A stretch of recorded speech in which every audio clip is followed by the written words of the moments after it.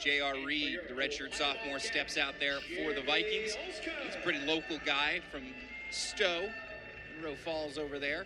And Jeremy Olszko, redshirt freshman from Nordonia. He's got his team in the house tonight, too.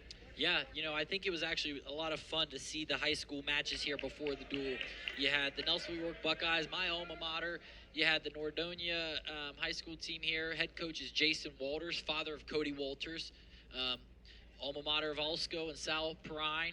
You had Athens High School, local here to OU, obviously, and then Point Pleasant, who has Derek Rake and Nathan Wood on the team. So a lot of ties to Ohio University in those high school matches prior to tonight's duel. Great job by Coach Greenlee's staff and those coaches as well for agreeing to come down here on a winter's night to put together such a cool event, as most of those teams have stuck around to watch this. Yeah, I think it's just exposing your guys to a high level of wrestling afterwards, but also getting to compete and, you know, putting your kids in a different, unique environment, right? It's fun for those high school kids to be in that kind of space. So, as I say, that Olszko takes his first attack of the match with kind of a single leg but doesn't get it. And these two did wrestle earlier this year, with Olszko coming out with an 11-0 major decision of his own there.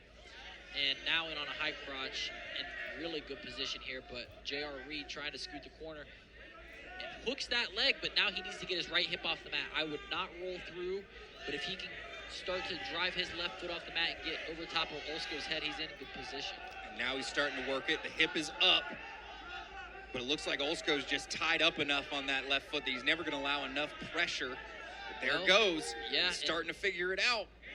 Now Olszko back into better position, and there you see, nice job. The hips of Jeremy Olszko are just a problem of their own. They are as heavy and unorthodox as can be, and now he's on the top, throwing a leg of his own.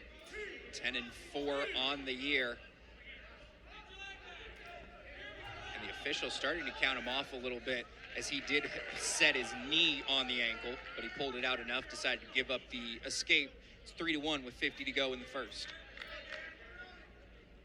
It's J.R. Reed. He started his true freshman year there, took a red shirt last year, but now he gets an opportunity to be back in and bumped up from 174 in the process.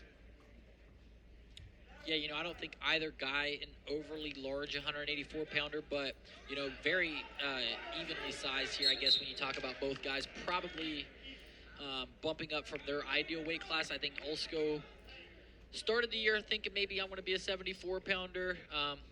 Nonetheless, I think might be a career 84-pounder now, because you kind of feel that weight. You have the success he's had. You realize that maybe cutting the weight isn't as important as once thought.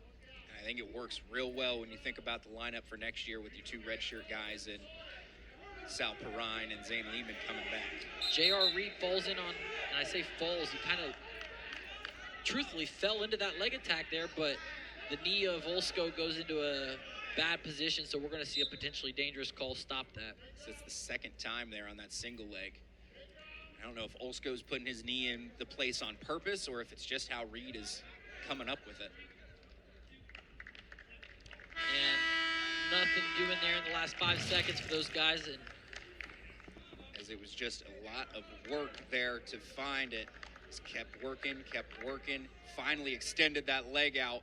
And Reed kind of tried to jump around back himself, and it was too much. Yeah, as soon as you saw Reed, he straightened his own leg out there, took all that pressure off that was going in towards Olszko. So Olszko doing a nice job of just kind of staying on that leg, getting the takedown. But a quick escape from Jeremy Olszko as he chose bottom in the second and makes it now 4-1 in lead of the Bobcat. Only 14 seconds of riding time there for Olszko from your first period, so that's not a factor yet, as he just keeps walking forward. And there's another nice same leg attack we've seen 2 or 3 times now from J.R. Reed. Jeremy Olszko doing what I called and asked for some of the other guys to do earlier on, using that foot to kick in the armpit of Reed. Now he kicks all the way to the other armpit. Yeah, now looking more for a stalemate position versus scoring and falling off of for an attack or a score of his own. As his leg is trapped all the way down at the bottom, hooked on the ankle of Reed. Yeah, Reed's really in pretty good position. Now just has to hustle a little bit. Yeah, and you're going to get a stalemate if you don't really look to score a little quicker than you do there. Olszko was dead to rights with his foot trapped under Reed. Reed just couldn't find a way to turn himself around. So now Olszko an opportunity to put the points up again.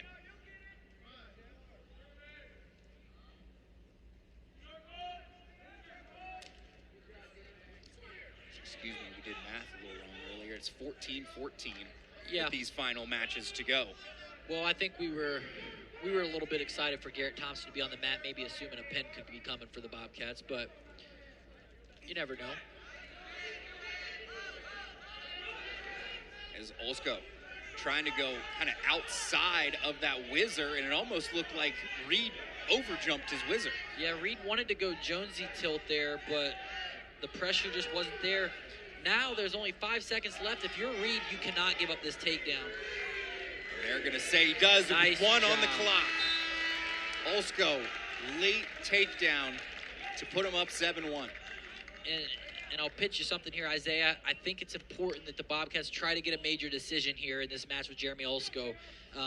As we've got a match here coming up where Austin Starr and Lions maybe evenly match up, maybe favor Austin Starr. Never know what could happen. Let's just say that stays a decision. We could be looking at a heavyweight winner-take-all kind of match, and so getting that extra point for the Bobcats would be massive. As hard ride to start your third period from Olszko, as he's deep with the thigh pry.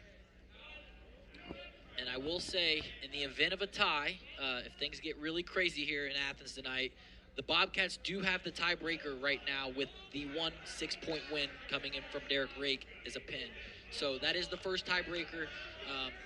There is a whole entire alphabet worth of tiebreakers, but I do know the first one is, I believe, actually team points given up, and then it goes to pins, and then after that they get into all kinds of crazy different match scoring systems. So, well, the stall calls that many of the Vikings have picked up might come back to bite them in those criteria as well. But certainly, Olszko just going to work. That is one of them. Let's just hope that we don't get that far down the alphabet tonight. I know there was one time we wrestled ODU here in the convo back when I was in college. We got to tiebreaker R, I believe. It was way down. So, nonetheless, we got 7-2. Riding time at 1:23 for Jeremy Olszko, making it effectively 8-2. Takedown for him will get the major decision, and Reed to that leg again, but kind of in the same spot the knees have been when they called it off earlier in the match. A good job by Olszko to go back the other way. Yeah, Olszko goes spin cycle, turns into him, and now in a really good position to get a takedown of his own. His legs are free. His hips up, and there's the takedown, making it now 11-2. So an escape won't even do it for Olszko, or Reed, excuse me. But it doesn't look like Olszko is going to give it to him either, although maybe. No, he does lock back up, and he's going to hold it for the final 5. Make it 11-2. Another 4 points for the Bobcats going up. 22-2 for Jeremy Olszko over J.R. Reed thus far this season, and more importantly, getting the Bobcats a major decision here in the convo when this duel's coming down to the wire and needed most. They lead 18-14. We've got 2 matches to go as we look at the takedown there for Olszko as he was in on it first. A good job by Reed to kind of roll him around, but finally Olszko finds his way free. Right there you see J.R. Reed straightens his leg and releases all that pressure and gives the go behind there for Jeremy Olszko in the process of the major decision. 2 more matches.